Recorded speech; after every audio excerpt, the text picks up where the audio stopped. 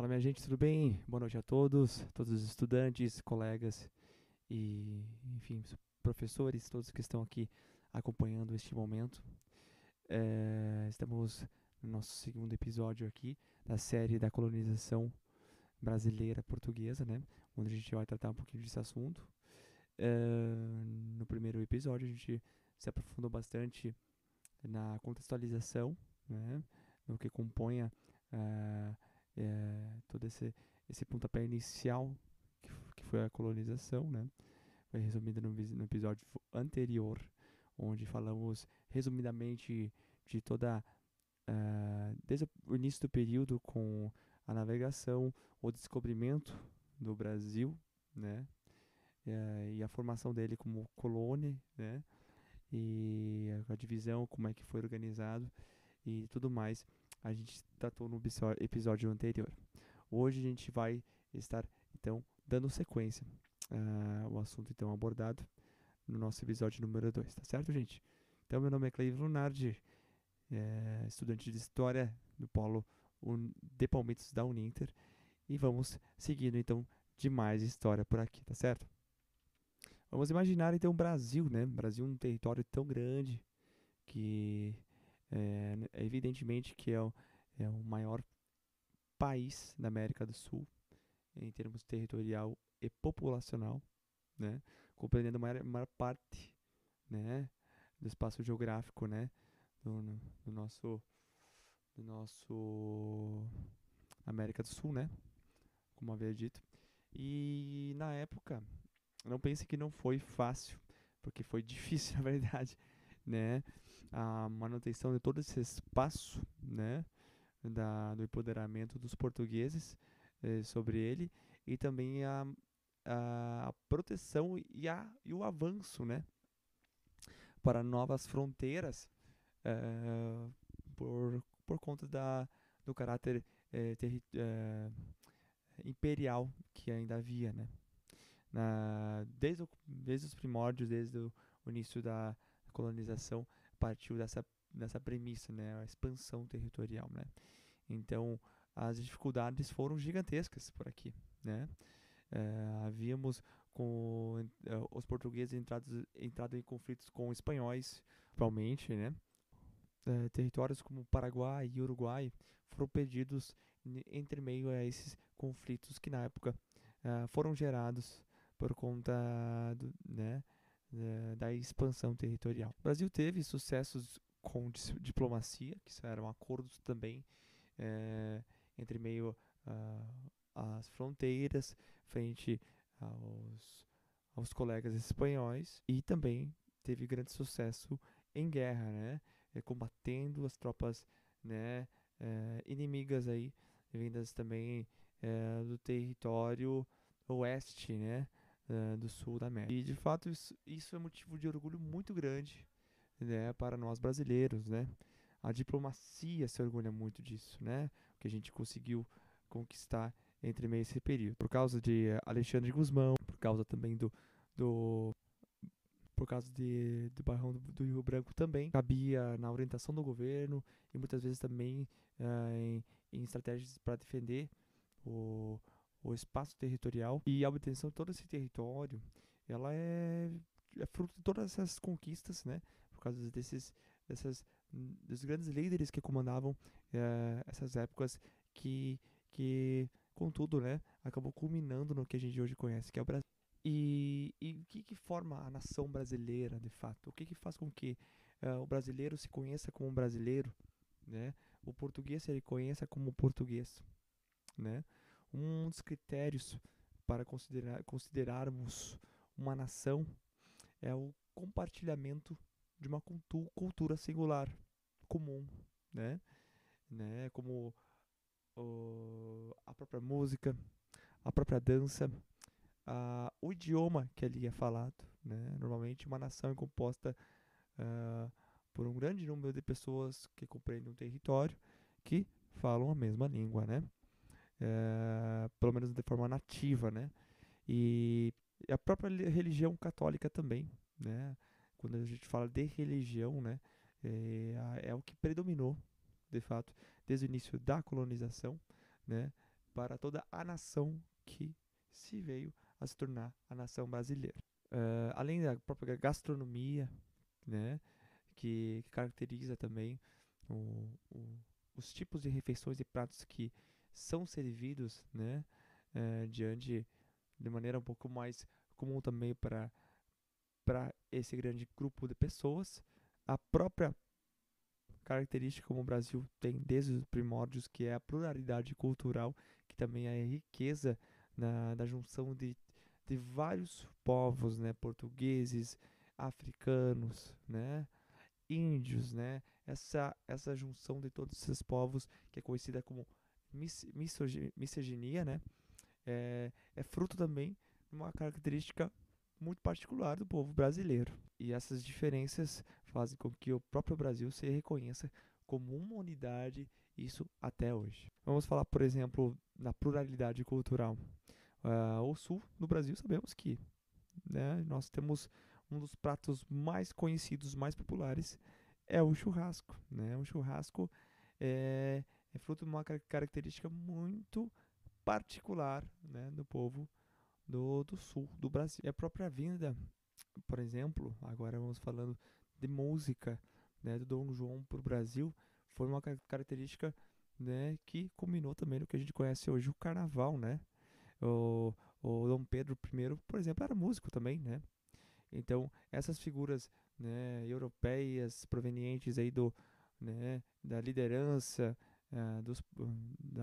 da coroa portuguesa trouxeram consigo já toda essa cultura, né, no Rio de Janeiro, né? O Rio de Janeiro começou toda essa questão de desfiles, né, a carreata, né, com, com fantasias, né, e com a música, né, que na época, na verdade, era muito erudita, né, mas eles traziam para essas festas no Brasil os melhores músicos, né, é, então, assim, iniciando ali, então, né, o que a gente conhece hoje de todos os nossos ritmos brasileiros, né, que são samba, pagode, né, o que hoje a gente conhece, que é muito presente no próprio carnaval, né, e o que naquela época não se chamava carnaval, era simplesmente uh, uma festa cultural, né, que acontecia na, na, no território português, né, isso na Europa. Uma das questões também bem compartilhadas do povo brasileiro é a própria maneira de fazer amizade, né? Que desde aquela época foi assim, né? Muito que você fala que o povo brasileiro tem consigo, né? A forma fácil de simpatizar, de divertida de conviver, né? Isso é uma característica que também compõe o quadro cultural brasileiro, porque quando a gente cita exemplos, por exemplo, de várias pessoas que saem do próprio Brasil para viver fora, uma boa parte dessas pessoas acabou retornando para o Brasil sentindo falta, né, do apego, do abraço quente que aqui nós se aconchegamos entre nossos compatriotas aqui em nossa terra. Então é uma característica também fundamental da cultura brasileira, né? Este, essa maneira, né, de ver o próximo com mais intimidade, vamos dizer assim. Também, claro, conhecemos o que também compõe a cultura brasileira, que é a famosa frase do jeitinho brasileiro, né? É, que, que herdou-se, né? Desde o período da colonização também, né? Que é referente à malandragem, né? A estar sempre, o brasileiro a estar sempre um passo à frente um do outro, né? Para tirar uma vantagem, não interessa qual seja, mas estar à frente do próximo, justamente para, né, se prevalecer sobre qualquer situação, circunstância que seja, né? E isso tudo são características muito fortes que todos os demais países do continente reconhecem quando se fala, né, de Brasil, né? E agora falando assim de uma situação até, também interessante da própria vinda de todos os nossos conhecedores, eh, descobridores como o Pedro Álvares Cabral e tudo mais. Será que ele simplesmente era um descobridor, um cara que queria avançar, liderado pelo, claro, pelo governo português, mas Mas será que ele tinha uma outra motivação adicional em frente a todos os grandes desafios e aventuras que ele se travou para descobrir o Brasil? Isso também foi uma característica forte por marcar quem nós somos aqui. Ele, por si só, ele não foi guiado simplesmente por conta da sua própria vontade, só sua vontade. Ele foi considerado na época e, na verdade, ele foi nomeado como um dos cavaleiros também templários da história, que dividia a Europa antes mesmo do descobrimento do Brasil, né? Porque, para quem não sabe, foi criada uma ordem templária, isso na Europa, né? Com a finalidade de impedir o avanço dos muçulmanos, né? Para os territórios do espaço oriental para o ocidental, né?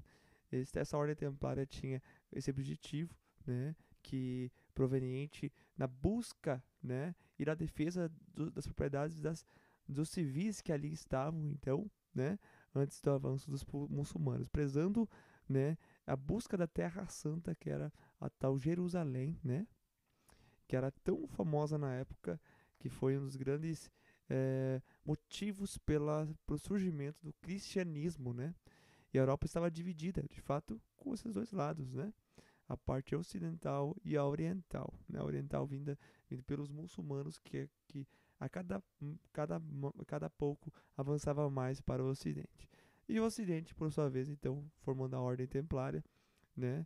Cujo objetivo foi este também em defender espaço territorial do ocidente e tentar buscar a Terra Santa, que é Jerusalém, né? Que fica no Oriente, né? E esses cavaleiros templários que foram nomeados, normalmente eram homens fortes, né, homens valentes, que tinham que se abdicar de várias, várias coisas na sua época em prol do próximo, né? Porque eles lutavam, eles, eles peregrinavam em nome, né, de toda a nação do Ocidente, né? E buscando, né, a sua própria redenção, que assim era dito na época, frente, né, a, a crença religiosa que se baseava eh, essa caminhada, essa peregrinação, né, de defesa de seus bens, os bens do próximo, em rumo também a Jerusalém. Então essa foi a missão de proteção que a Ordem Templária tinha acima de tudo, né? E contudo, abrindo mão da sua casa, do seu lar, da sua mulher e seus filhos, né? O Cavaleiro Templário deixava à mercê do Estado, né? eh, a, o seu capital, contudo, né? Ali, né? Foi o pontapé inicial para a existência de banco, né? Do que a gente conhece hoje, de você ter seu espaço, seu dinheiro guardado, porque a peregrinação não consegue tá sendo feita acompanhando com todo o seu capital e patrimônio. Então, contudo, ali foi um pontapé inicial para o que hoje a gente conheça como banco, né? As agências, o que remete a guardar o dinheiro, guardar sua riqueza de maneira segura, né? Isso foi por volta, né, a formação da Ordem dos Cavaleiros Templários por volta dos anos 700 na Europa. Mas em determinado momento, por sua vez, tinha o rei da França, conhecido como Belo, Felipe, Felipe Belo. E esse Felipe IV tem uma briga na frente à Igreja Católica que sobrepõe as motivações econômicas, etc. E ele quer avançar nesse território e ele acaba travando um cabo de guerra com os papas, pois existiam vários reinos, esses reinos eram aclamados pelo papa. Então, o que se queria ser aclamado pelo papa na prática? Significa que se tu não aclamava, outros reinos poderiam ter o direito de reivindicar o seu território, né? E você defenda-se se você puder. Esse era o segredo da Idade Média, porque se você não está legitimado para a Igreja Católica na Europa, né, vai haver menos interesse de ter um aliado para que caso alguém venha te reivindicar, você conseguir se defender defender seu território, né? E é claro, mesmo aqueles que tinham aliança tinham problemas com isso. Mas o ponto do Felipe Belo, né? Que é o começo desse cabo de guerra com o Papa, né? Aí começa ali, neste momento, uma historiografia um pouquinho mais confusa, mistura esoterismo, seita secreta, é, mas assim, resumindo, o aqui é que ele consegue através, eu vou tentar fazer palavras mais coloquiais aqui, uma campanha de difamação de depor um papa. Daí ele depõe um papa, depois outro papa, e assim sucessivamente, né? Aí consegue então colocar um papa francês lá. E nessa que ele coloca um papa francês lá, ele puxa o papado para dentro da França. E aí cai duas visões, duas interpretações, né? Que é conhecido como o espaço depois de assumir o rei da França, de masmorra ou castelo, né, do Papa. Ficou essa definição dada justamente pela interpretação dos lados paralelos que poderia existir frente a essa visão, né, entre os povos europeus a cada época. E aí então esse Papa expulsa de vez a Ordem Templária, pois a Ordem Templária tinha emprestado dinheiro indevidamente para o Felipe IV Belo, para guerrear com a Inglaterra. Ou seja, motivações econômicas de guerra e misturou com a economia religiosa, né? Como a igreja considerava muito poder, então é, eles acabam expulsando os cavaleiros templários. E aí, e aí vem a morte de Jacques de Molay, que vem todo aquele papo da maçonaria, é, e tal. E esses templários são expurgados e fogem e tal, né? Naquele momento.